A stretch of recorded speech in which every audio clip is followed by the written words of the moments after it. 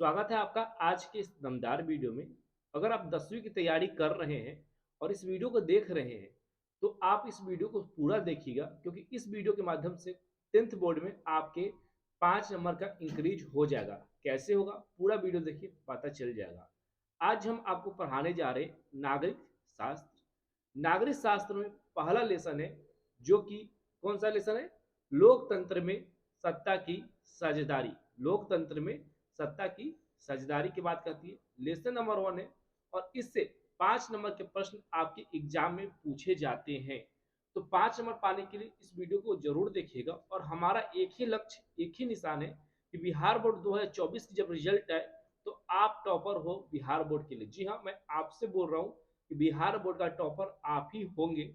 और इसीलिए मैं आपके लिए लेकर आ रहा हूँ फ्री नोट्स, फ्री क्लास, सब कुछ क्या है, फ्री आपके लिए। और आपको कहीं से भी कुछ भी खरीदने की जरूरत नहीं है, सब कुछ फ्री आपके घर तक पहुंचेगा। तो चैनल को सब्सक्राइब करके सपोर्ट जरूर करिएगा और अपने दोस्तों के साथ भी शेयर जरूर करिएगा, क्योंकि कर भरा तो हो भला। चलिए अब हम इस क्लास को शुरू करते बिना किसी देरी के। सबसे पहले लेसन के नाम देखते हैं। तो लोकतंत्र में सत्ता की साझेदारी बात कही जा रही है। और एक पिक्चर किन का है, थोड़ा इसे हम क्लियर कर ले, फिर आगे बात करेंगे। जो विषय हम पढ़ रहे हैं उसका नाम है नागरिक शास्त्र। यह विषय एक ऐसा विषय होता है मेरे बच्चों, आपकी एज कम है इसलिए समझ लीजिए आपके लिए कितना ज्यादा लाभदायक है। यह विषय एक ऐसा विषय होता है जहां हम सभी एक अच्छे नागरिक क्या अध्ययन करते हैं, एक अच्छे नागरिकता का ज्ञान लेते हैं, एक अच्छा नागरिक बनते हैं। और हमारे संविधान में हमारे लिए, आपके लिए मौलिक अधिकार और मौलिक कर्तव्य जैसी बातें लिखी गई है। भारतीय संविधान को आप जब खोलोगे तो भारतीय संविधान के आर्टिकल 12 से 35 के बीच में इसके बारे में लिखा गया है कि आपको क्या क्या संविधान के अंदर अधिकार दिए गए। आप अपनी मांग को सरकार से मंगवा सकते हैं, आप अपने धर्म को पालन कर सकते हैं, आप अपनी जाति का पालन कर सकते हैं, आप पढ़ने लिखने बोलने चालने और यहाँ तक कि विरोध करने का भी आपको अधिकार दिया गया है। और एक अच्छे नागरिक को ये सारे सम्मान दिए जाते हैं। लेकिन अगर आप अच्छे नागरिक नहीं बन पाते तो शायद ही आपको मिल पाएगा। आपको बता दें, मौलिक कर्तव्य जिस प्रकार से हमारा अधिकार है, उसी प्रकार हमारा समाज के प्रति कुछ न कुछ कर्तव्य भी है, जिसका पालन करना हमें काफी ज्यादा जरूरी है, जो हमारे भारतीय संविधान में हमें बताया गया है। उसके अलावा जो विषय हम पढ़ रहे हैं मेरे बच्चों, ये किसने लिखा, इसकी खोज किसने की, इसके पिता कौन है? तो अरस्तु हैं, जो कि कहाँ के रहने वाले थे? यूनान एक देश है, वहाँ के निवासी थे। और ये जो है अरस्तु भाई साहब जो है, यही है जिन्होंने इतने सुंदर विषय की खोज की और आपके लिए इतना अच्छा विषय लेकर आए। इनका पिक्चर आप देख सकते हैं। तो यहाँ प्रश्न बनता है कि नागरिक शास्त्र के पिता कौन है? तो अरस्तु है। नागरिक शास्त्र के पिता कौन है? अरस्तु है। कहाँ के निवासी थे? तो यूनान के निवासी थे। चलिए अब हम आते हैं मेन मुद्दे के ऊपर, जो हमारा पाठ है उसका। सबसे पहले पाठ का नाम है लोकतंत्र में सत्ता की साझेदारी। एक ऐसी व्यवस्था जहां पे सत्ता की साझेदारी हो। तो लोकतंत्र का मतलब क्या होता है, इसे हम समझ लेते हैं। लोकतंत्र को हिंदी में क्या बोलता है, इसे हम जान लेते हैं। फिर हम बात करते हैं इसमें सत्ता की साझेदारी कैसे होती है। यह एक ग्रीक भाषा का शब्द है। लोकतंत्र जो है ग्रीक भाषा का शब्द है। दो शब्दों को मिलाकर यह शब्द क्या है, बनता हुआ दिखाई दे रहा है, जैसे कि डोमेस और क्रोशिया। इसका मतलब है जनता का शासन, यानी अर्थात जनता का शासन। एक ऐसी व्यवस्था जहां पे जनता शासन करता हो, जैसे कि हमारा आपका प्यारा भारत। जैसे कि हमारा आपका प्यारा भारत। आप बोलोगे भारत में हम लोग शासन कर रहे हैं? नहीं, बिल्कुल नहीं। हम लोग तो भारत के अंदर शासन ही नहीं कर रहे। हमारा तो कोई शासन व्यवस्था ही नहीं है भारत के अंदर। आप सर कैसे बोल सकते हैं कि भारत के अंदर हमारा शासन है? बिल्कुल शासन नहीं है। तो मेरे बच्चों, आप लोग टेंशन न लो, आपको मैं समझा रहा हूं आपका शासन कैसे है। जैसे कि हम जानते हैं लोकतंत्र में प्रत्येक जनता अहम है। जैसे कि आप इस वक्त वीडियो देख रहे हैं, तो हमारे देश के लिए जितना महत्वपूर्ण हमारा देश का हमारे देश के पीएम है, किसी राज्य के सीएम है जैसे नीतीश बाबू महत्वपूर्ण है, वैसे ही आप ही उतने ज्यादा महत्वपूर्ण है जितने ये सभी लोग हैं हमारे देश के लिए। हर किसी की एक बराबर भागीदारी होती है देश के विकास में। हर किसी को भागीदारी बनना होता है और वो अपने तरफ से भागीदार होते हैं और अहम भागीदार होते हैं। लोकतंत्र में इसे क्या कहा जाता है, इस रूप को लोकतंत्र कहते हैं, यानी पूरा समाज मिलकर एक मिशन एक कल्याण की तरफ बढ़ता है, उसे लोकतंत्र कहते हैं। तो आप समझो कि अच्छा सर सब लोग मिल के एगो कोई काम उम करता ही तो ओकरा हम लोकतंत्र कहबै, लेकिन नहीं मेरे दोस्त, इसमें कुछ और भी बातें कही है जिसमें शासन संपूर्ण शक्तियां जनता के हाथों में हो। शासन माने क्या होता है भैया? जी हाँ, शासन जैसे हम सुनते हैं ना, प्रशासन शासन, इसकी सारी शक्तियां किसके हाथ में हो? जनता के हाथ में हो। तो आपको लगेगा अच्छा पीएम का, सीएम का, डीएम का, दरोगा बाबू का, सिपाही जी का, सबका शासन हमारे हाथ में आ जाएगा तो इसे लोकतंत्र के शासन कहेंगे। आप ही समझ रहे हैं? तो जी बिल्कुल, आप यही समझ रहे हैं।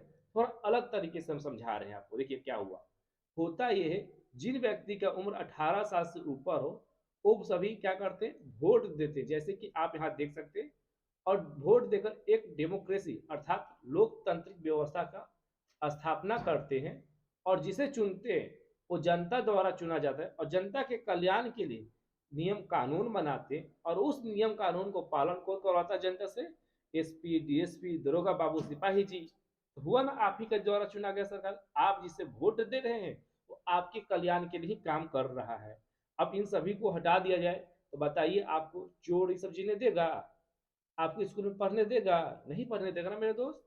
तो यही सब चीज है लोकतंत्र, आसान भाषा में समझा दिए। अच्छा, अब आपके मन में सवाल आएगा कि ये दादा कौन है जी, बूढ़ा बाबा, ये कहाँ से आ गए? तो मैं आपको बताता हूँ कौन है।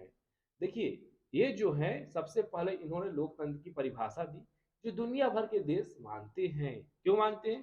क्योंकि ये अमेरिका देश के क्या थे, भूतपूर्व राष्ट्रपति थे। इनका नाम है अब्राहम लिंकन जी। और इनके अनुसार इन्होंने जो बताया परिभाषा, ये बोला कि जनता का, जनता के लिए, जनता के द्वारा चुने गए शासन ही लोकतंत्र कहलाता है। जैसे आप देख सकते हैं, जनता का, जनता के लिए, जनता के द्वारा चुने गए शासन को ही क्या कहते हैं, लोकतंत्र कहते हैं। और ये बात कही जा रही है, यानी जनता यानी कि आप हुए, जनता के लिए, आपके लिए, जनता के द्वारा, आपके द्वारा जिसे हम चुनेंगे वही लोकतंत्र कहलाएगा। हाँ, आप ही की बात कर रहा हूँ, इधर उधर मत देखिए, आप ही की बात हो रही बाबू। आप जिसे चुन रहे हैं ना वही हुआ लोकतंत्र। आप बोलोगे बहुत अच्छा सर, हम तो सरकार चुन लेंगे, लेकिन एक अच्छा लोकतंत्र कैसे बनेगा जिसमें सत्ता की क्या हो, बराबर बराबर भागीदारी हो। इसे समझने के लिए आप इसे समझिए। अब यहाँ से आपकी क्लास जो है शुरू होते हुए दिखाई देते हैं मेरे बच्चे। जैसे कि आपको यहाँ पर देख रहे हैं कुछ ऐसे घटनाएं जो मैं आपको बता रहा हूँ जिससे आपके प्रश्न हैं एग्जाम हॉल में पूछे जाते हैं। अब देखिए हुआ क्या कि 1961 में मुंबई के अंदर, मुंबई कहाँ है, महाराष्ट्र में, महाराष्ट्र में क्या बोली जाती है अधिकतम, मराठी भाषा। मराठियों की संख्या कितनी थी, 34% थी मात्र। लेकिन 2001 में क्या हुआ, 1961 में 34% और 2001 में बढ़कर कितना हो गया, तो 57% हुआ। यानी मराठी बोलने की संख्या कितनी हो गई, मराठी जो लोग बोलते थे उनकी जनसंख्या में क्या हो रहा है, बढ़ोतरी हो रहा है। कहाँ पर हो रहा है, मुंबई में हो रहा है। इतना से कितना हो गया, तो 34 से बढ़कर कितना हो गया, तो लगभग लगभग 57% यहाँ पर दिखाई दे रहा है 2001 तक। क्या बढ़ा, क्योंकि दक्षिण भारत में, दक्षिण भारत क्या होता है, ये हमारा दक्षिण भारत, ये नीचे की ओर देखेंगे ना, ये नीचे वाली हिस्सा भारत की, ये सभी हिस्से क्या हुआ, दक्षिण भारत। ऐसे हमारा भारत देश है, नक्शा मान लेते हैं, ठीक है, ये मान लीजिए भारत है, माना, नहीं तो कई लोग बुरा मान जाएंगे ना, माना ये हमारा भारत है। तो ये नीचे वाला जो हिस्सा है दक्षिण भारत का, ये इसके नीचे वाले ये सभी हिस्से क्या है, दक्षिण भारत में आएंगे। इसमें चेन्नई हुआ, बेंगलोर हुआ, हैदराबाद हुआ, ये सारे शहर क्या हुए, विकास हुए। जिस कारण दक्षिण भारत के लोग जो थे मुंबई आने में कहीं कम दिक्कत होने लगी उन्हें। वो कहाँ जाएंगे कमाने, मुंबई इतना दूर, जब हमारे चेन्नई में ही नौकरी मिल रही है, हैदराबाद में मिल रहा है, बेंगलुरु में मिल रहा है, तो मुंबई क्यों जाए कमाने? एक तो भाषा अलग, खाने पीने की अलग, ऊपर से घर परिवार से काफी दूर, अपने यहाँ नौकरी करेंगे। जैसे कि मान लीजिए पटना में ही आपको सब कुछ मिल जाए, तो बिहार से बाहर बिहारी लोग क्यों जाएंगे जी? जाएंगे नहीं ना। इसीलिए अब यहाँ पे बात हुई, तो एक तो वहाँ के दक्षिण भारत के जो लोग थे, तेलुगु तमिल ये सब बोलने वाले, वो आना कम हो गए। उसके बाद गुजरात के सूरत, अहमदाबाद, वडोदरा आदि शहर क्या हुए, ऐसे सारे विकास होने लगी, जिसके कारण गुजराती लोग भी बाहर कमाने नहीं गए, अपने सूरत में, अहमदाबाद में और वडोदरा जैसे शहरों में कमाना शुरू कर दिया। दक्षिण भारत से भी लोग कम जा रहे थे, गुजरात से भी कम जाने लगे, तो धीरे धीरे मुंबई में मराठी बोलने की संख्या बढ़ गई, क्योंकि ये लोग आ ही नहीं रहे थे। समझे कि नहीं? नहीं समझे तो मैं आपको बताता हूँ। आपके घर गांव में 100 लोग रहते हैं, कितने लोग रहते हैं? 100। और 100 के 100 क्या बोलते हैं? हिंदी बोलते हैं। क्या बोलते हैं? हिंदी बोलते हैं। बोलते हैं ना। अब 100 लोग में से सोचिए कि मान लीजिए बाहर से उसमें कुछ लोग आ गए अचानक से 50, बाहर से कितने लोग आ गए? 50, और ये सभी इंग्लिश बोलते हैं, ये सभी इंग्लिश बोलते हैं। आपके गांव में कितने दोस्त हो गए लोगों की संख्या? 150। पहले कितना प्रतिशत था? 100 लोग थे, 100 के 100 हिंदी बोलते थे, यानी 100% लोग हिंदी बोलते थे। लेकिन नए 50 लोग जब आपके गांव में जुड़ गए, तो गांव की संख्या कितनी हो गई? गांव में लोगों की संख्या 150, जिसमें से 50 इंग्लिश बोल रहे हैं, 100 हिंदी बोल रहे हैं आज भी। लेकिन हिंदी बोलने वाले की संख्या कितनी हो गई? तो घटा देंगे कितना?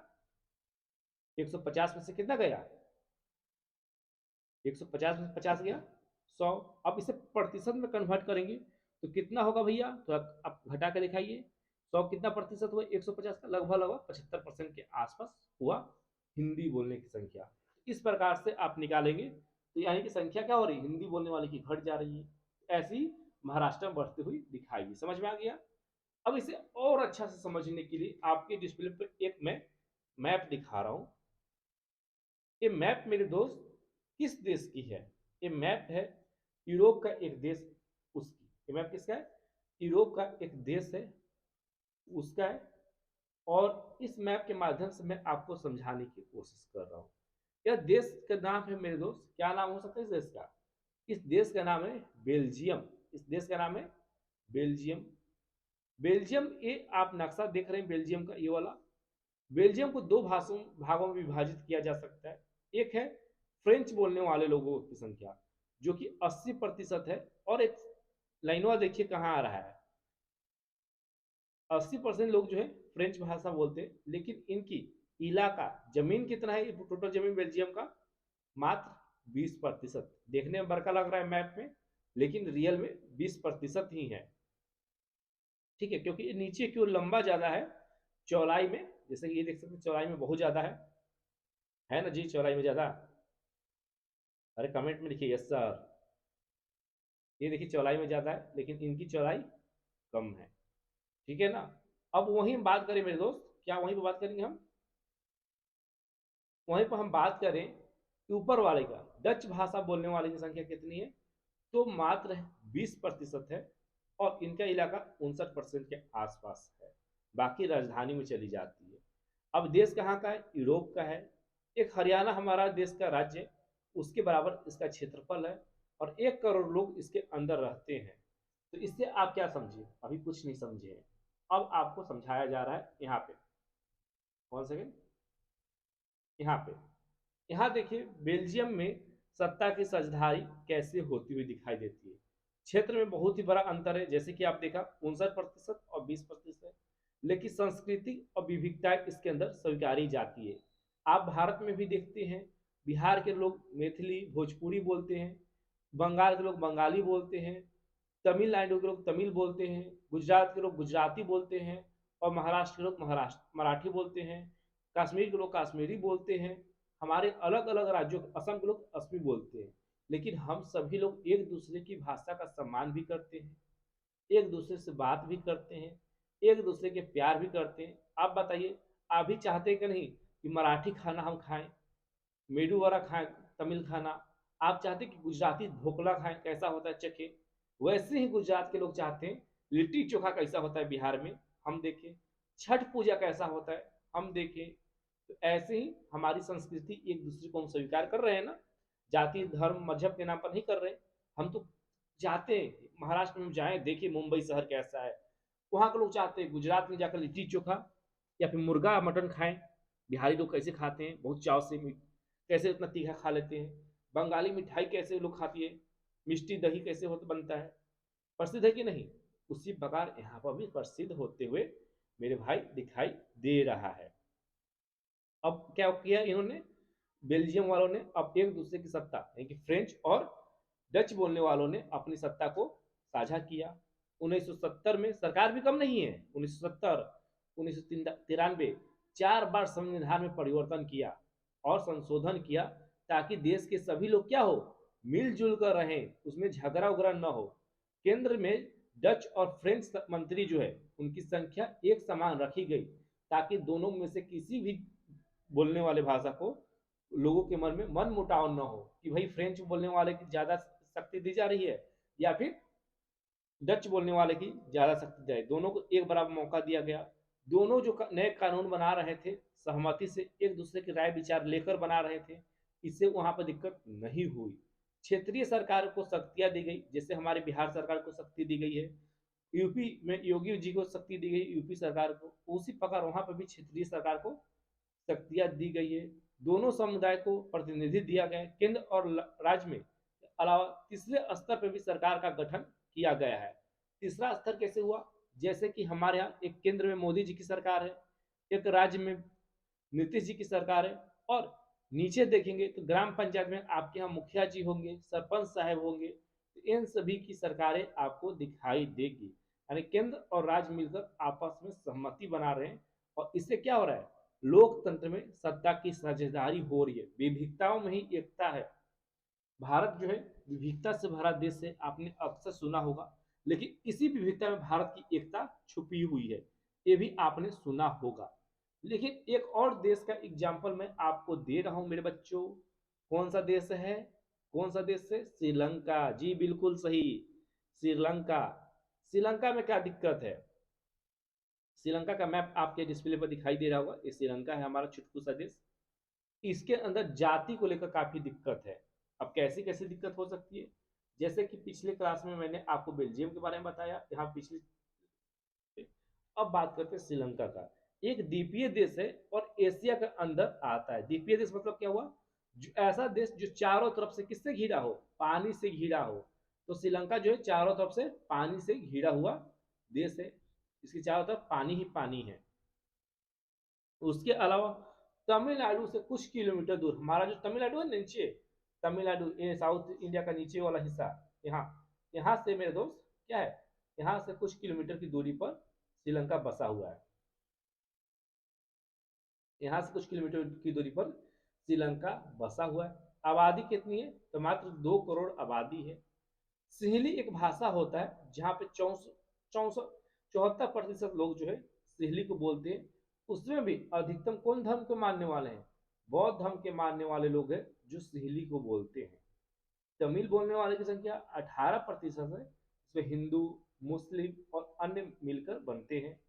मूल तमिल, तमिल में भी मूल तमिल है, यानी जो श्रीलंका के मूल निवासी है उनकी 13%, और 5% ऐसे लोग हैं जो भारत से क्या गए हैं, भारत से वहां गए हैं, जो बंधुआ मजदूर बन के गए। और बंधुआ मजदूर कौन बना के ले गया भारत से लोगों को, तो भारत से तमिलनाडु से यहाँ से श्रीलंका अंग्रेजों के द्वारा कुछ लोगों को ले गया गया चाय की खेती करवाने के लिए। पता है कि हम अंग्रेज के गुलाम थे, तो वो यहाँ से लोगों को पकड़ के ले जा रहे थे श्रीलंका में, चलो तुम चाय उत्पादन करना और हम चाय पियेंगे चाव से।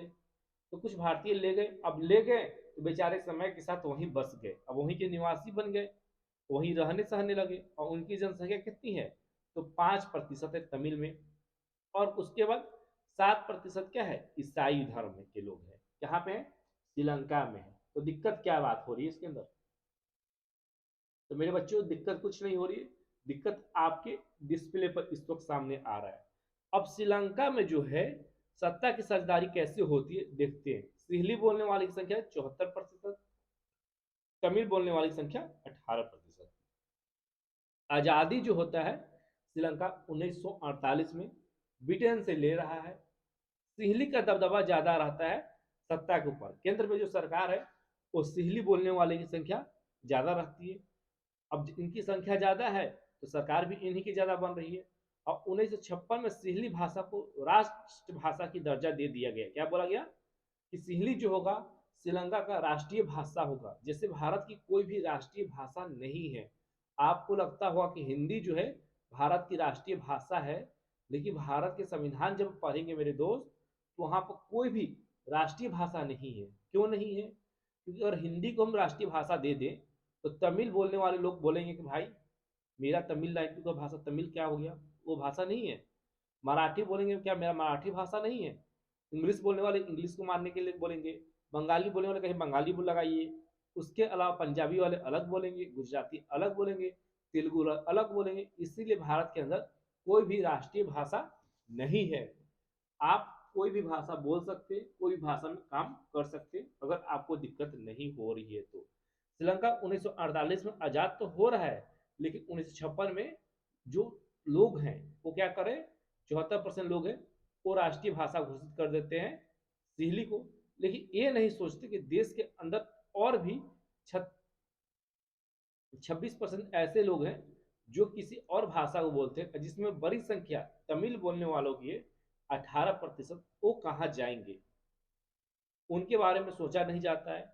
और इससे क्या होता है, सरकारी जो नौकरियां निकलती है उसमें सिंहली बोलने वाले लोगों को ज़्यादा प्राथमिकता दी जाती है, जल्दी से उनकी नौकरी लग जाती है। तमिल बोलने वाले लोगों को ज़्यादा मेहनत करना पड़ता है। जो सरकारी स्कूल और कॉलेज है वहाँ सिंहली बोलने वालों की छूट दी जाती है।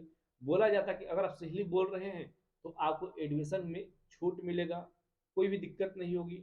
बौद्ध धर्म के जो लोग हैं उन्हें ज़्यादा चीज़ें मिल रही है। सिंहली बोलने वालों में से भी बौद्ध धर्म के कुछ लोग हैं उन्हें ज़्यादा सहूलियत मिल रही है, बहुत ही आसानी से धार्मिक संरचना मिल रही है, धर्म को फैलाने उस प्रचार प्रसार करने ये सब चीज़ों पर छूट मिल रही है। इससे श्रीलंका में क्या हो रहा है मेरे दोस्त, तमिल जनता जो है, जो तमिल लोग हैं, एक वहाँ के मूल निवासी और एक भारतीय निवासी, ये क्या हो रहा है, नाराज हो जा रहे हैं। और सरकार और राजनीतिक पार्टियों को दुश्मन मान लिया। क्या बोला तमिला को, ये नाराज हो गए और सरकार जो है और राजनीतिक पार्टियां को बोलते कि आप हमारे दुश्मन हो, हमारे खिलाफ काम कर रहे हो। और खुद की अपनी राजनीतिक पार्टी क्या कर रहे हैं ये लोग बना रहे हैं और कुछ मांगों को रख रहे हैं। बोल रहे कि सरकार और जो राजनीतिक पार्टियां हैं पहले से वो हमारी क्या है, दुश्मन है, हम इसे नहीं मानेंगे, अपना खुद का पार्टी बनाएंगे और अपने लिए अपना हक मांगेंगे। और मांग रख रहे हैं सरकार के सामने, ये हमारी मांग है, इसे आप पूरी करो। और तमिल को राज्य भाषा बनाओ। तमिल जो है उसे राज्य भाषा, कम से कम आप राष्ट्रभाषा बना रहे हैं समझ में आ रहा है, लेकिन तमिल को भी कुछ अहमियत दो ताकि जो तमिल बोलने वाले लोग हैं उन्हें भी कुछ मौका मिले। शिक्षा और रोजगार में एक समान औकात मौका, यानी जिसके अंदर टैलेंट है उसे आगे बढ़ने का मौका मिले। भारत के अंदर होता है ना, अगर अब आपके अंदर टैलेंट है तो आपको कोई नहीं रोक सकता ऊपर जाने से, आपकी तरक्की होने से। आपको जैसे पता है कि हमारे पूर्व राष्ट्रपति डॉक्टर एपीजे अब्दुल कलाम, माननीय डॉक्टर एपीजे अब्दुल कलाम क्या थे, पेपर बेचते थे रामेश्वरम में, नाव चलाते थे, फिर भी पढ़ाई की और देखिए कितनी ज़्यादा तरक्की की। उनके अंदर टैलेंट था तो कोई रोका नहीं, रोका, आगे बढ़े, भारत के राष्ट्रपति तक बने। उसी प्रकार डॉक्टर भीमराव अंबेडकर साहब, बताइए उनके साथ क्या कुछ नहीं हुआ। स्कूल में उनको बैठने तक नहीं दिया जा रहा था जाति पात के कारण। स्कूल के बाहर गेट के बाहर बैठकर पढ़ाई करते थे वो। और फिर देखिए भारत के संविधान लिख दिए जिसे हम और आप पढ़ रहे हैं। तो अगर आपके अंदर कुछ कर गुजरने की क्षमता है तो चैनल को सब्सक्राइब कर दीजिए। आप कर लेंगे, आपको कोई नहीं रोक सकता। हंसी मजाक दूसरी जगह, आपको कोई नहीं रोक सकता तरक्की से मेरे दोस्त, ठीक है, कोई भी नहीं। चलिए आते हैं। अब जब सत्ता में क्या होती है, साझेदारी नहीं मिलती है तो लिट्टी जैसे आतंकवादी संगठन बनता है।